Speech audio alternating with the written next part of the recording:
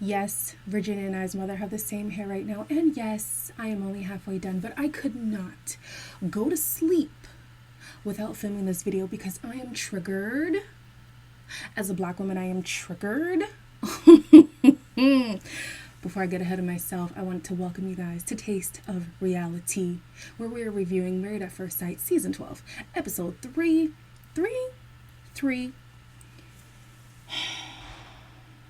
Just like, subscribe, share this video, hit the notification bell, and let's get into the mess.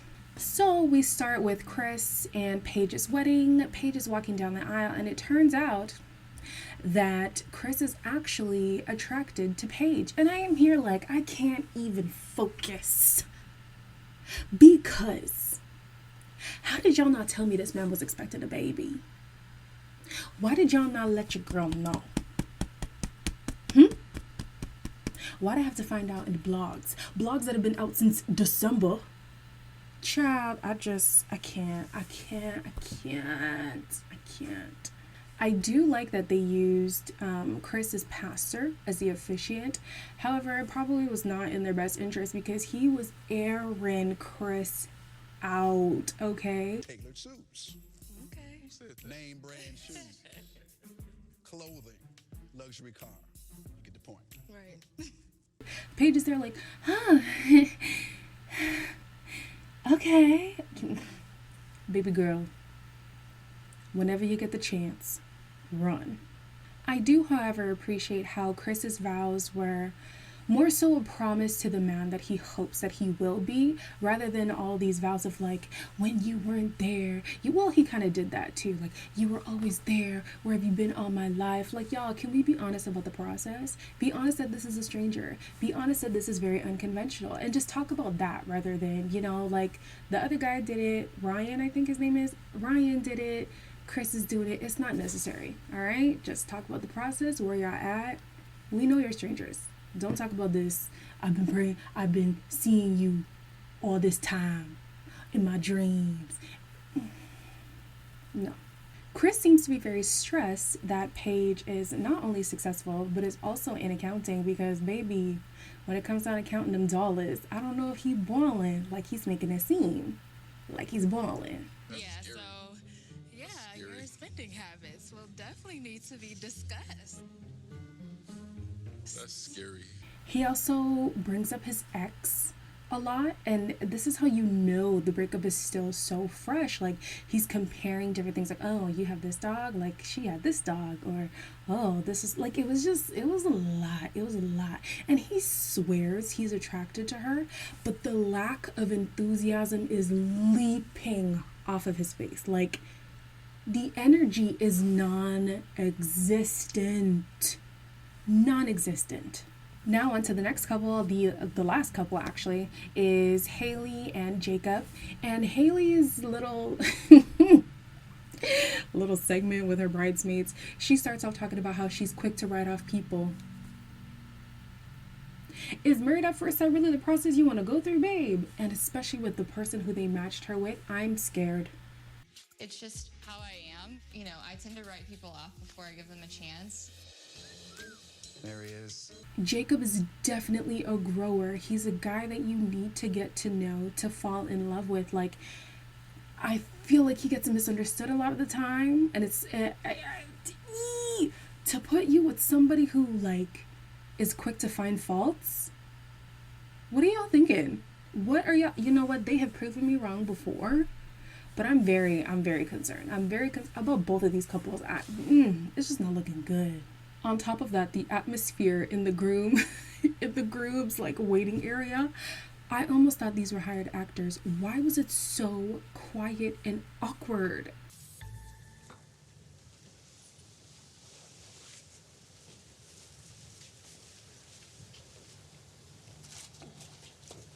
So what are you worried about? The friends eventually start speaking up, and they talk about their concerns about Jacob not being understood and how he is dorky and he is kind of, different. And I'm like, someone better let your girl know before she starts forming her own notions about him. Just share all the good things first. Just overload her with the great so she doesn't have enough time to pick at the bad. Now, this was the first time I've ever heard anybody say that they're attracted to big noses. Like, I know that big noses equate to wealth or something like that. Like, I've heard that before, but to say, like, I'm attracted to that, that's a first. But Jacob says that's what he's looking for. She's stunning regardless of whether or not she has a big nose. I can't tell. But, Jake, where's the energy, my guy?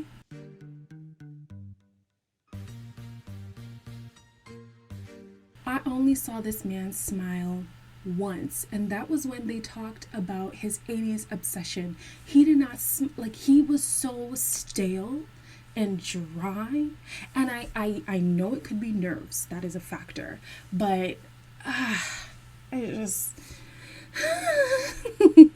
the producers are really trying me this year, y'all. They are really trying me. Now, at the end of the ceremony, they are talking at the table with the wine and stuff, and he expresses that he has an attraction towards her.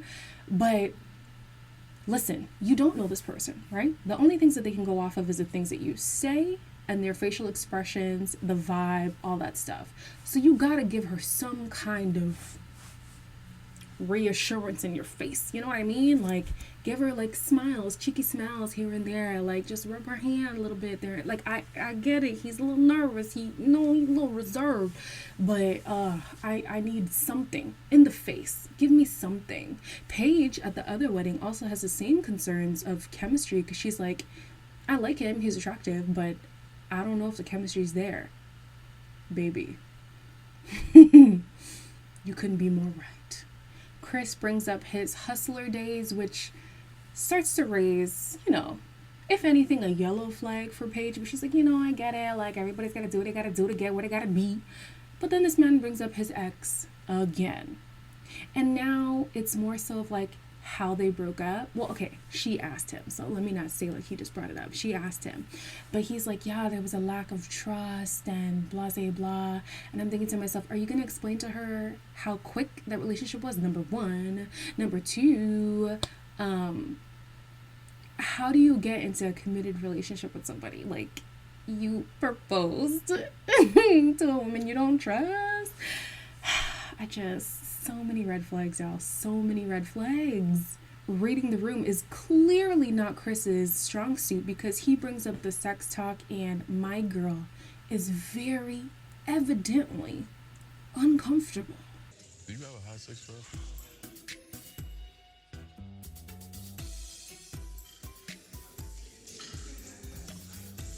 I'm not gonna answer that question. I understand you're married. I understand, like, you talk about these things, but like, look at her face. Like, actually look at her face and see what she's receptive to and what she's more reserved on. And right now it's the sex talk, and you just keep bringing it up. Chill, relax. The episode goes back to Brianna and Vincent's wedding, where Vincent is talking to Brianna's dad about, the kind of husband he's going to be. And man, the genuinity. I feel it, y'all. And so does the dad. Anytime you want to call me or you just want to reach out to me, I'm always here. Thank you. I appreciate that. I've never questioned. Wait a minute. I questioned him at the bachelor party.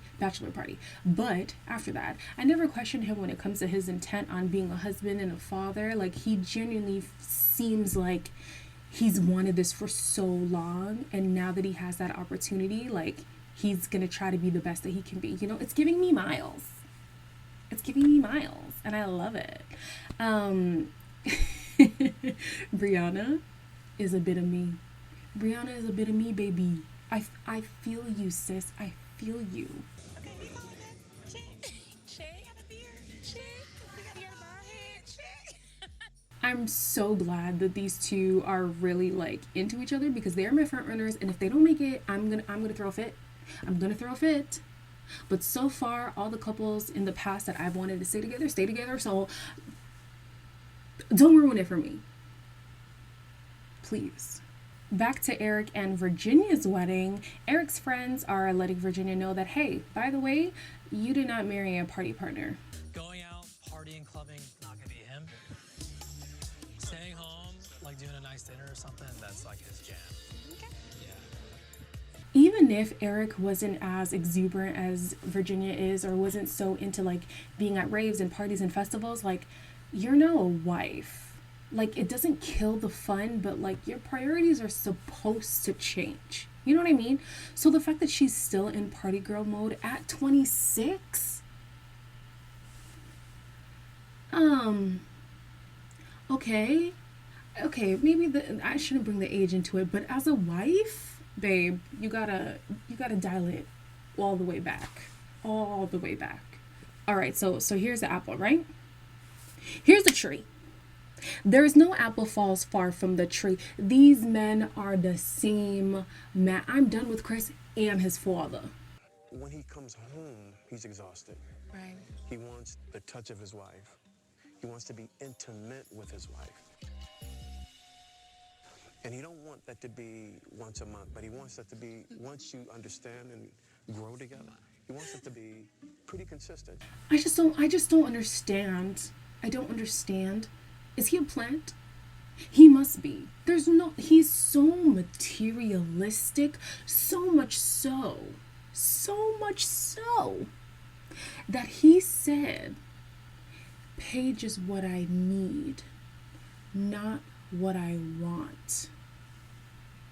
Oh, black women everywhere are sharpening their pitchforks. Oh, we are done. It is done like a 9-month baby. It is done. You are done. You are done. Done. He's still out here talking about a honeymoon baby. First of all, you got a baby on the way, number one. Two, you just called her a butterface. And if you don't know what a butterface is, it's where everything is banging. All right? Nah. It's a no from me, dog. Like, this man genuinely thinks that sex on the first night is up to him. Genuinely.